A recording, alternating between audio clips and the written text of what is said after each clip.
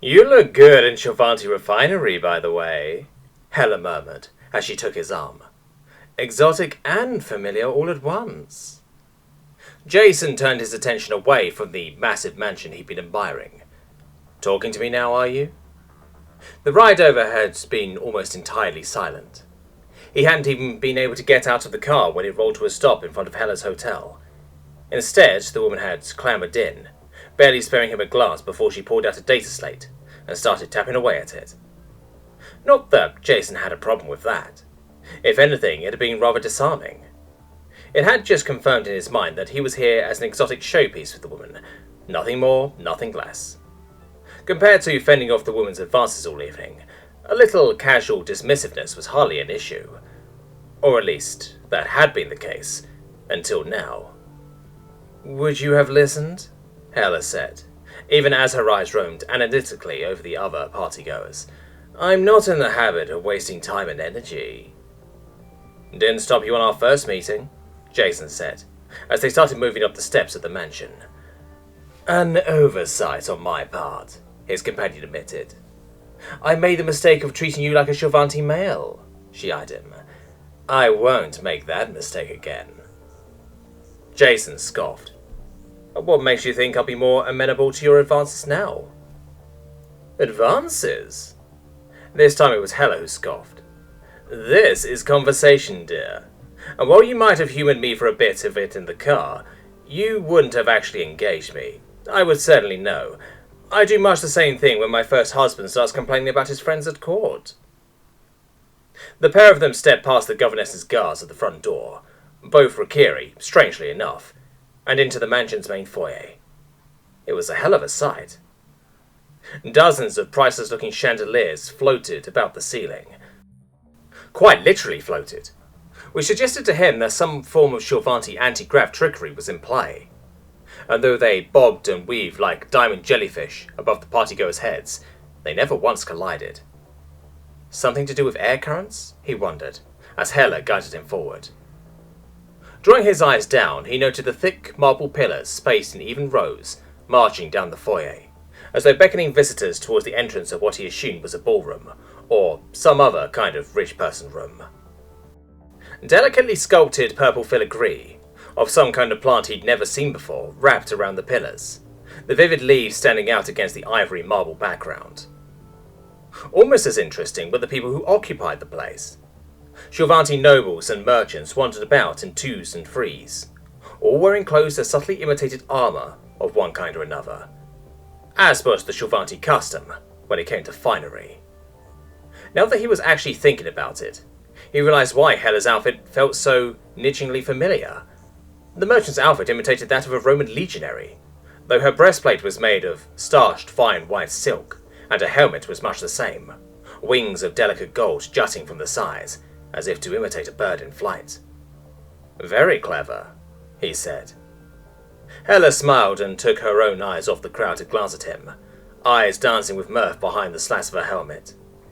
How so? I'm dressed up like a Chavanti legionnaire. You're dressed up like a Roman legionary. Call Kerry legionnaire, Hella corrected. If you're going to give my outfit the regional denomination, please do the same to your own. Jason rolled his eyes. Does it matter? To the people around us, lots. Hella's expression sharpened. And you would do well to remember that. While my presence provides some small shield, that only exists while I am present. And a man without backing can ill afford to alienate many of the people in this room. Jason nodded at the woman's not-so-subtle reminder that while she might have described the people around them as country bumpkins, they were still the movers and shakers of an entire solar system. And while Gurathu was the only inhabitable world in the system, there were still a number of other worlds and asteroid fields that had a not insignificant mining presence. Which meant that while most were considered small fish on the imperial scale, by the standards of Earth, they were veritable titans of industry. And as he noticed the eyes of the many women around him roaming over him considerably, he reminded himself that he was basically a nobody. A guy whose main allure was that he was a guy, whose species was the flavour of the month. Surrounded by people who could ruin him at a whim. That's why I chose now to talk, by the way. Jason glanced sharply over at her, as they stepped past another set of guards and into a ballroom. "I've done a bit of research on you humans since our last meeting," she continued, "and I believe the phrase you use is, 'any port in a storm'? And make no mistake, this party is a storm." Jason scoffed. "You're hoping I'll latch onto you to escape a bunch of pushy aristocrats?" He laughed, playing off his sudden bout of nervousness, as the woman's words came startlingly close to his own thoughts. The merchant just shrugged. "Better the devil, you know, and all that." "Devil," Jason corrected. "And you're just full of little human idioms tonight." Hela smiled. "What can I say? Thoroughly researching the opposition is a vital part of negotiating any trade deal." Her arm tightened around his own, as she leaned in to whisper in his ear. "And I do hope to seal the deal tonight." Jason barely managed to stop himself from jerking, as the woman's tongue slid lasciviously across the top of his ear. "Hela!" a voice called out. "I'm glad you can make it." Hela straightened up, turning towards a woman that looked like a knight of some description, if that knight were clad in more gold and jewels than good taste might suggest. "Lady Governess," Hela smiled, as if she hadn't just been about to probe his ear with her tongue. "Do you mean me, or my date for the evening?" Gurethu's governess, who had short spiky black hair, and skin so startlingly pale it was almost a pastel purple, grinned gregariously as her eyes roamed over him. She was also significantly bigger than any Shorvanti he'd seen yet. Not in height, but in width. It was honestly a bit of a relief to know that Shorvanti could get fat. A race entirely comprised of Amazonian supermodels just wasn't fair. Still, even with the woman packing a few extra pounds in her gut, he had to concede that she carried it well. "Why not both?" the woman laughed, pounding Hela on the shoulder with a large meaty fist. "Though I have to admit, when you claimed you'd be bringing a human with you, I had some cause to doubt." Her eyes roamed over him in the same manner all Shorvanti seemed to do when seeing him for the first or fifth time.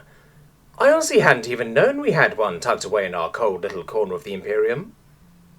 Hela smiled back, though he thought he saw a little irritation in her eyes at being essentially clobbered over the shoulder by the bigger woman.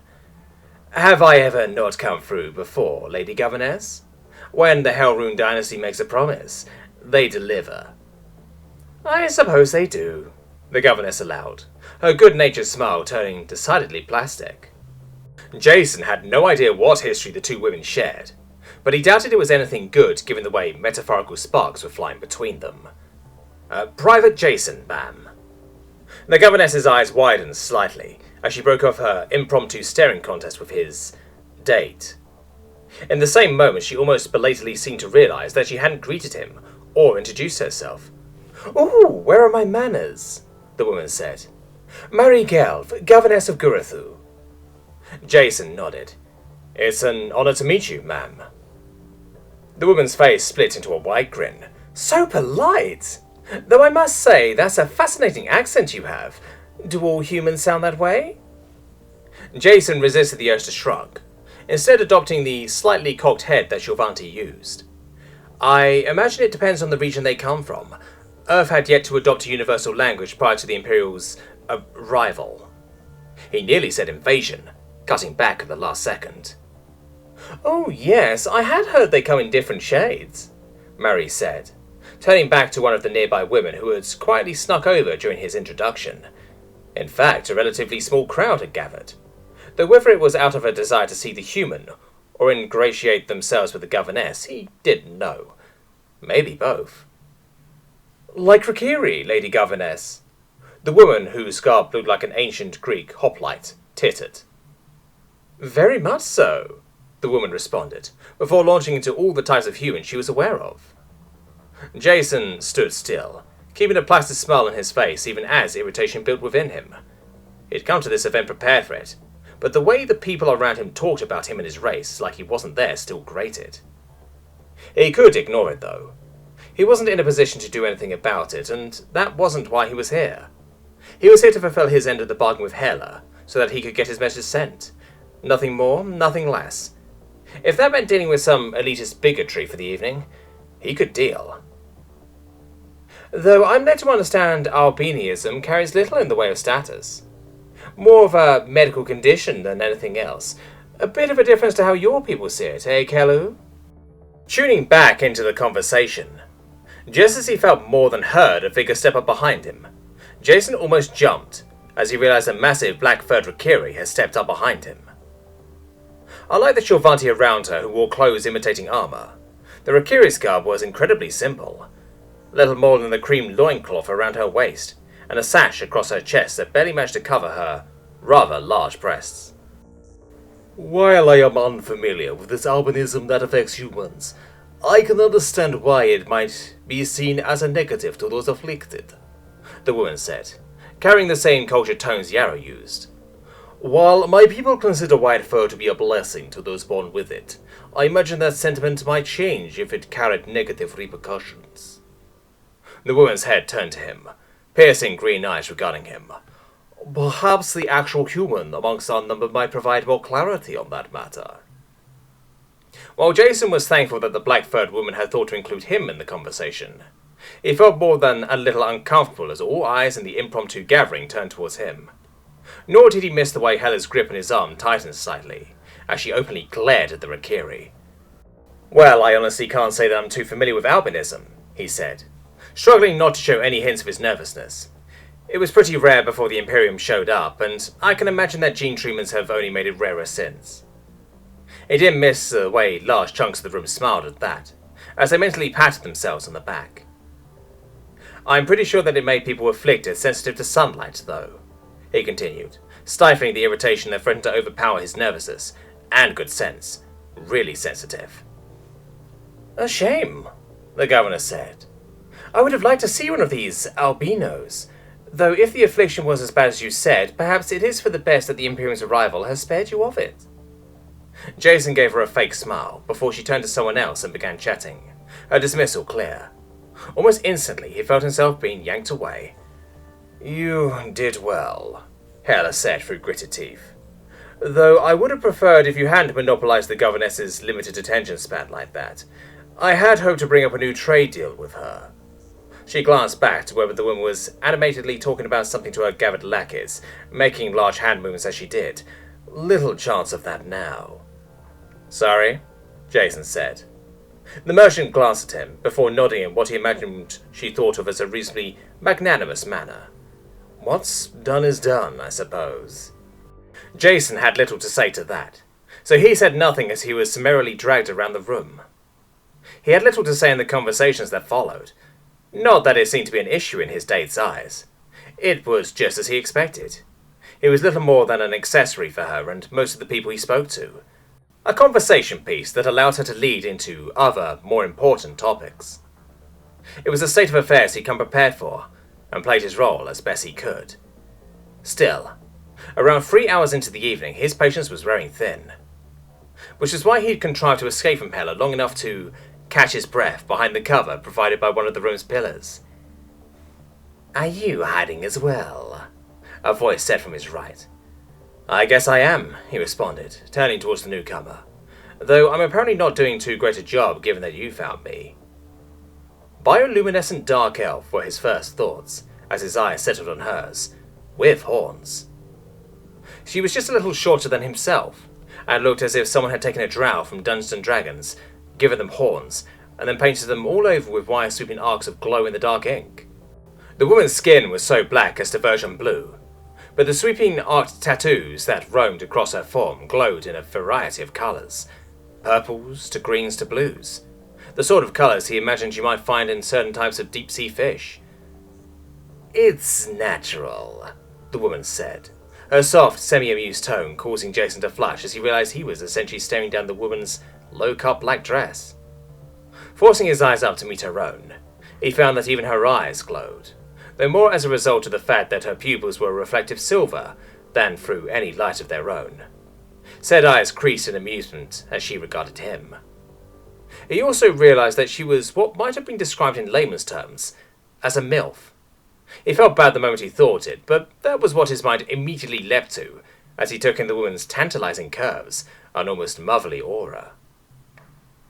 A form of symbiotic algae that my early ancestors adopted when we were still living in caves, she explained, bringing up an arm to trace a long, delicate finger over the intricate rounded markings that covered it, to ward off nocturnal predators. The novel and exotic side managed to quiet his libido enough that his scientific curiosity took over. I'm willing to guess it's not contagious, he ventured. No more so than any of the other organisms that live on and in any other species, she said, and to you even less so. They're rather specialized little creatures, and can't quite survive on anything that isn't one of my race. At her gentle prompting, he ran his fingers over the woman's arm, and found that he couldn't feel any change, just the sensation of smooth, unblemished skin between his fingers. Fascinating, he said, reluctantly pulling his hand away. Do they move? Over the course of many years, the woman admitted. While they naturally form these rather pleasing shapes, they do have a tendency to wander. In fact, her smile turned impish. I've got one that's been migrating down. The woman started to slowly pull aside her low-cut dress, revealing the more and more of the soft round curve of her breasts. Jason looked away. Whoa, she pouted. I guess the rumors are exaggerated. From what my sources have told me, you were supposed to jump all over me if I did that. Time and a place, Jason said, a little stiffly, as he found his image of the person across from him as a gentle matriarch shattered. He waited until he heard fabric sliding back into place before he looked at her again. He couldn't help but notice that her impish smile was still in place as she gazed up at him, glowing eyes crinkled. Which was a little odd. It had been a very long time since a woman had to look up to look him in the eyes. The difference was minor. The alien was essentially the normal height for a human woman. Still, it felt odd to him. He also blatantly realized that, just like the Rakiri had been earlier, she wasn't dressed in the Shorvanti style. Instead, her dress was more akin to what he considered a kimono if he was on Earth. Obviously, it wasn't a one-for-one recreation, but it was close enough that the black garment immediately reminded him of one. Alanis Urin, she said, placing her hand over her heart in the Shorvanti fashion. As she did, Jason caught a hint of her perfume. It was heady and strong, with a hint of spice. Private Jason Linford. Jason instinctively responded in kind. Then he frowned. Do you often flash hours before introducing yourself? Only when they're cute boys, she winked, leaning forward. Jason laughed, despite himself. It really wasn't funny at all, and he'd heard cheesy lines like that from dozens of Shorvanti since he'd been drafted. But coming from the not-elf opposite him, it actually made him laugh. He supposed it was more a matter of her delivery than anything else. It was totally at odds with her soft tone and mostly gentle manner. Or perhaps he'd been steadily stockpiling tension since the evening began, and even a bad joke was enough of an excuse to vent some of it with laughter. Either way, Alanis' smile only widened as she stared at him, one finger coming up to press daintily against her cheek. So, what brings you to my darkened little alcove? He asked finally. Aside from the cute boy hiding in it? Jason rolled his eyes. Aside from that. The same as you, I imagine, the woman shrugged. An escape from the gazes of our contemporaries. As she spoke, she gestured to the many Shorvanti milling around the room. While there were other aliens present, they were few and far between. Though I imagine the eyes aimed in your direction are far more appreciative than those sent in mine, Alanis continued. Night crew are rarely popular in Shorvanti space. Jason slowly felt the pieces coming together in his mind. You're a trader or a diplomat? Why not both? The woman smiled in a distinctly predatory fashion. I suppose I should have introduced myself properly earlier. Let me correct that now. One arm behind her back and the other in front of her, she bowed at the waist, though her eyes remained on him all the while. Alanis Urin of Urin Acquisitions. That same predatory smile remained on her face. Though my current vocation is that of a diplomat, employed by the United Trade Coalition. Jason found himself looking at the quirky, matronly woman in a new light. Well, we hadn't heard much about the trade coalition. What little he had wasn't good. He also had to wonder what a diplomat from the coalition was doing on a backwater like Guruthu. "Oh, don't look at me like that," she tittered, straightening up. "You seem like a smart boy. Don't let the Imperial propaganda machine colour your perception of my home." Jason cocked his head. "So the stories about slavery aren't true?" Perhaps it wasn't the most diplomatic question, but he wasn't the world's most diplomatic guy. At least not when his life and livelihood weren't on the line. And ironically, the woman in front of him was likely one of the few people in the room he could offend without consequence. Maybe. Which was fortunate for him, because for the first time since he'd met her, Alanis' eyes flashed with a hint of very real anger. "It's not," she gritted out. "That is a blatant lie disseminated by an obsolete and ancient ruling class to blind their citizens to the true meritocracy that the Coalition champions."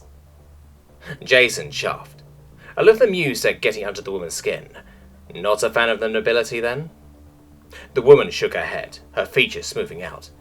"Not one bit.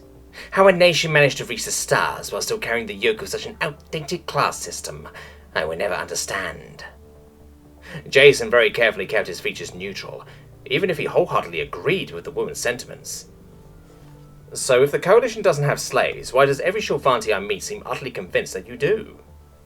He raised a hand to forestall the night crew's heated response, while also drawing some guilty amusement at getting the older ones so worked up. "I don't know much about the greater galaxy, but if nothing else, the last few months have taught me a lot about Shulvanti, and I can tell you now that they don't lie much." Well, that wasn't strictly true. They lied. They lied a lot. They just didn't tend to do it overtly. When a Shulvanti lied, it tended to be a result of exaggeration or understanding. He didn't know whether it was some kind of cultural quirk, and to be honest, he didn't care. All that mattered was that every Shulvanti lie always had just a hint of truth to it. Which meant if they said the Coalition trafficked in slaves, then there was at least something slave-like going on there. "I have no idea," the woman said primly, all hints of humour gone. "Freedom is a founding cornerstone of the Coalition. Every sapient has the right to advance themselves, no matter their origins." "Though the capacity to advance oneself does not always, or even usually translate to it being likely," a new voice chimed in. One Jason had already heard once this evening. "First Packmaster Kelu," Alanis said, a mask of politeness forming over her features, even as she turned to face the massive black-furred Rakiri. "How nice of you to join our private conversation." The Rakiri just stared back at the Coalition diplomat. "I might have stayed away, if it weren't for the fact that you were singing sweet lies into the ears of this young male." "Lies? I have no idea what you are referring to." "I am sure," the Rakiri said, moving round until she was standing behind Jason's shoulder, a move that bewildered him. A sensation that only got stronger as she placed a clawed hand on his shoulder. Is she staking a claim here? He was so bemused by the totally blatant power move that he didn't think to brush her off. Instead, he watched with some amusement as Alanis stared venomously at the offending hand. An amusement that only grew as she moved forward to grab his arm, burying it in her décolletage. The sensation was quite nice. He knew he should have stopped them, to assert that he wasn't a toy to be squabbled over, if nothing else. But watching the two aliens obviously posturing was amusing enough that he didn't want to. Perhaps it might have been different if they were both Shulvanti, but being two new species made it just new enough that it was novel rather than offensive. "The Coalition may not have slaves as defined by law, but they employ other means to get to the same end," the Rakiri rumbled behind him, the growl in her voice translating through the air with enough intent that he felt the vibrations in his chest. "Debt is their weapon of choice." "Debt is an inevitable economic factor," Alois scoffed. "Yes," Call aloud, "but none wield it so skillfully as the Coalition, nor so freely." Alanis rolled her eyes, though Jason didn't miss the fact that his elbow was snuggling ever deeper into the woman's plunging neckline. "Debt is not slavery. It can be dispelled through time and effort. Once it is, a member of the coalition has all the same rights and opportunities as any other.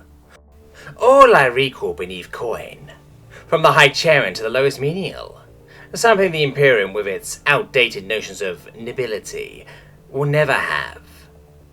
The woman sounded genuinely proud of her people, as if she was speaking from the heart. Whether that meant she was speaking the truth or was simply an incredible liar, he didn't know. Likely some combination of both, given that she was both a diplomat and merchant. Kelu's ears flipped back irritably. Sound in theory, but we all know that behind those sweet words is a taste of reality. No amount of effort can offset the poor enough beginning, and the consortium ensures that a great many start poorly. Jason almost winced as the woman's hands unconsciously tightened on his shoulders. Those kidnapped from their homes by acquisitions companies, least of all. Those individuals are liberated from radical elements, the night crew argued. Radical elements? Kelu's voice certainly had taken on a slight growl now. Say what you mean, pirates, raiders and thieves, hired and supplied by the coalition to kidnap and enslave. She leaned forward, and Jason could feel the woman's fur tickling the top of his head as she stared directly into Alanis' eyes. To then be brought by the coalition. The ashen-skinned woman stared back, her eyes glinting dangerously, even as her features remained totally placid. The whole situation felt more than a little surreal to Jason, as the two women glared at one another, and he had a sneaking suspicion that they'd forgotten about him in the midst of their rather passionate argument. Liberated, Alanis enunciated slowly, by the coalition, as part of our rescue efforts. She leaned forward, and the two women were almost nose to nose.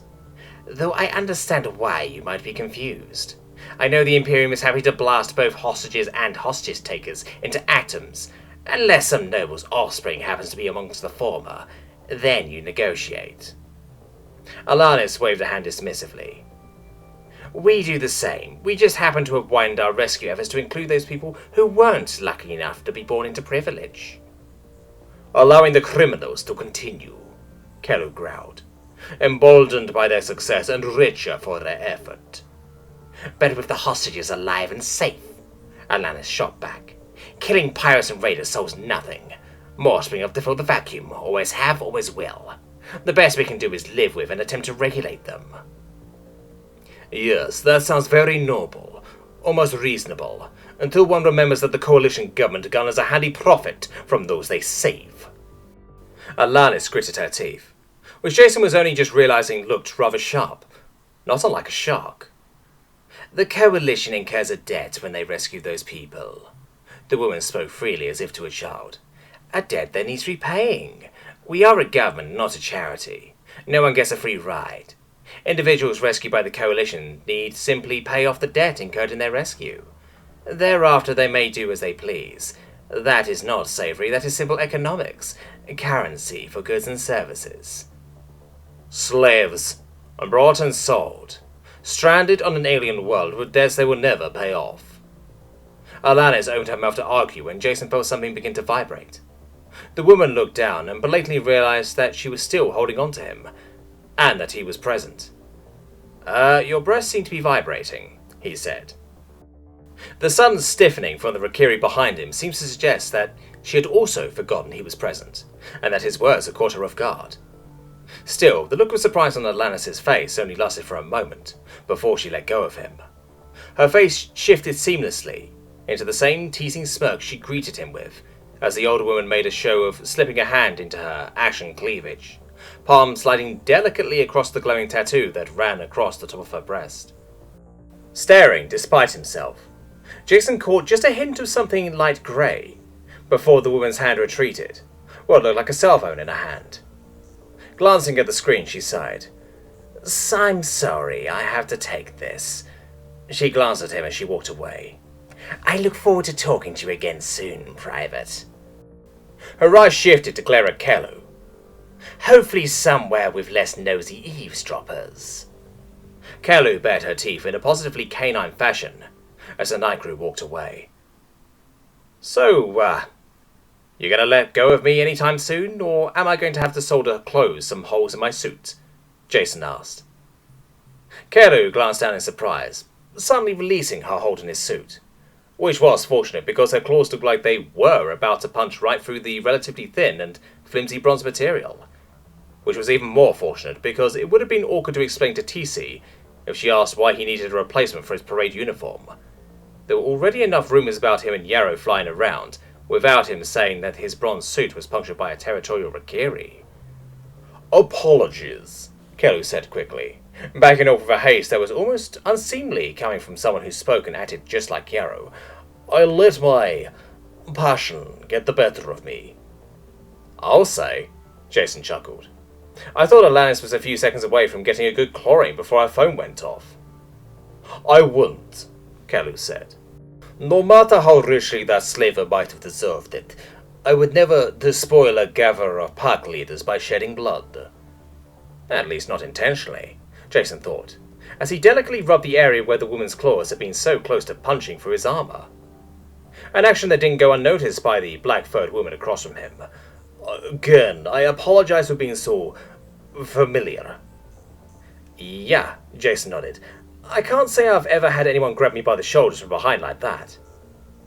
If the woman could blush, she was pretty sure she would be right now. As I said, I let my passions get away from me. My instincts as well, it seems. Instincts? When the Pack Alpha wishes to ensure she is heard, she will hold the male's shoulders like so, to show that she speaks with his voice. Jason was pretty sure that was a polite way of putting it. If he were to describe it, it would be more along the lines of, "This is my male. If you want any, you better do as I say." Of course, he could be totally wrong and leaping to the crassest conclusion imaginable, but the idea stuck in his mind regardless. So, you were speaking for me? He asked, a hint of the irritation his amusement had buried rising to the fore. It wasn't a large thing and he buried it quickly, but the presumption annoyed him, especially when it came from a total stranger. I meant nothing by it, Kelu said, bowing her head slightly.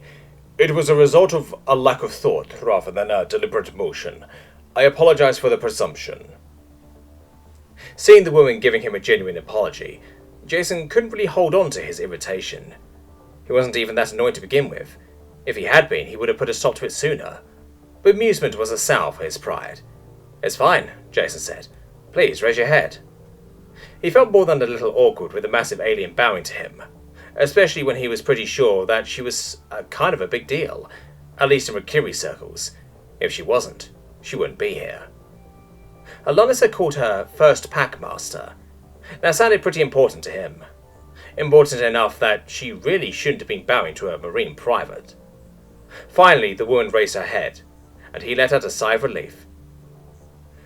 I just now realize that I have not introduced myself. She bowed again, though this time in a purely cursory manner. Kelu, first packmaster of Gurhu. Jason figured it best to imitate her, lowering his slightly. Private Jason Linford. The alien smiled. I am aware. You are very much the talk of the party. An exciting novelty, I'm sure, Jason sighed. Kelu flicked her ears, a motion he'd learned from Yarrow to be the recurrent approximation of a shrug. I cannot deny that. Well, it wasn't like it was an issue for him. He'd known he was coming because he was an exciting novelty. So, did you come over to my little corner to see what all the fuss is about? He asked. At first, Kelu acknowledged. I had initially intended to wait for you to come out of your burrow first. But then you saw Alanis, Jason finished. Smelled her, Kelu corrected, a hint of a growl in her voice, though one that thankfully didn't seem directed at him. The woman's perfume is as overpowering as it is offensive. You should not trust her. He didn't. Not out of any particular enmity towards her, but because he didn't really trust anyone present. Besides, while what Kelu and Alanis had said didn't sound great, there was a lot of room for shades of grey in that conversation. If he'd learned nothing else since the Imperium had occupied Earth, it was that no situation was entirely black and white. Yes, the Imperium was an expansionist empire with frankly backward social structures, but it also had surprisingly robust infrastructure and welfare systems for all its citizens. While the place was hardly a utopia, No one could claim that the Imperium did not care for its people, even if it was aggressive in acquiring those people. By those standards, he sincerely doubted that the Coalition was the corporate hellscape most media sources he could access painted it as. Maybe. I don't trust her, he said, omitting the fact that he didn't particularly trust the woman in front of him either. It was nothing personal, but as he thought, he didn't trust anyone here. Maybe it was cynical of him, but he found it hard to believe anyone present, and thus this high up on the social totem pole, could be entirely on the up and up, especially if they were paying attention to a nobody like him. Which was a shame, because Carlu seemed quite genuine in her interactions with him. You seem pretty angry, though, he pointed out. It almost sounded personal. He meant the last part as a joke, but the Rikiri chuffed humorously.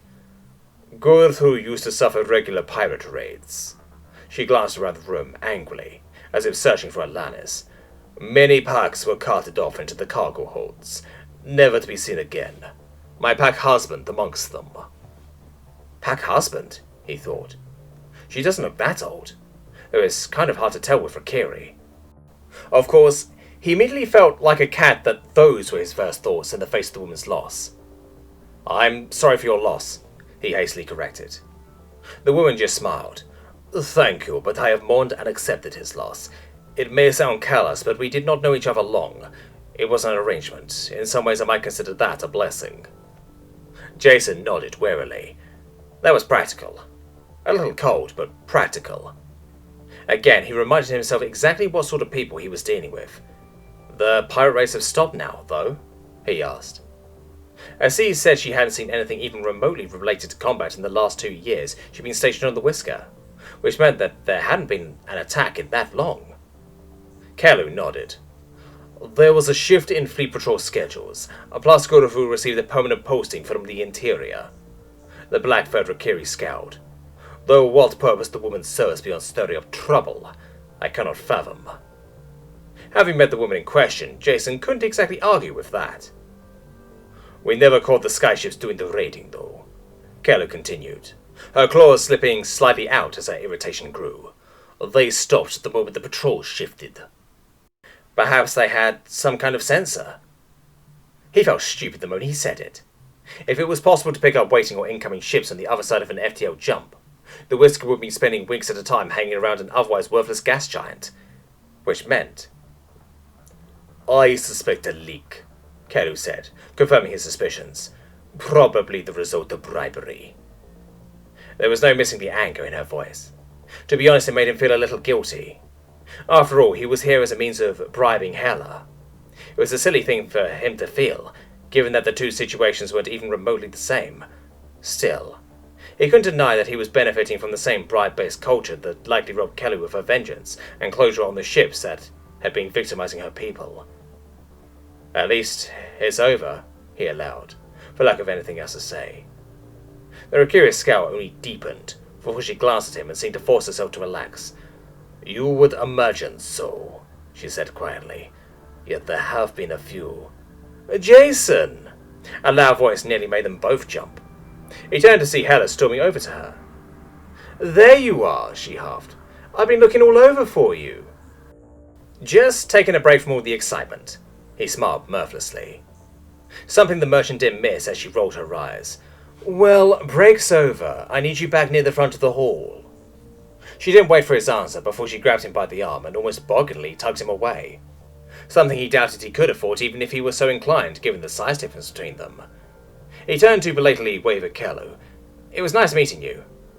And you, the woman responded, though he couldn't help but notice that she was staring with amusement at the way he was being essentially dragged.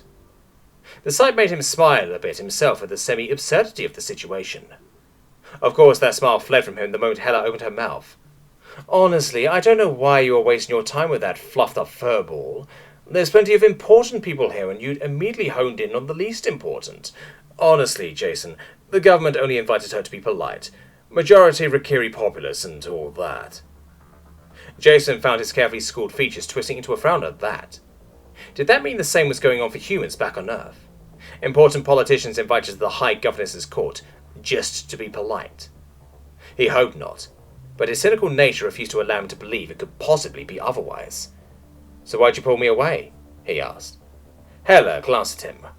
Other than to get my money's worth on the date I'm paying for? This time it was Jason's turn to roll his eyes at the woman's melodrama. This date was costing her peanuts.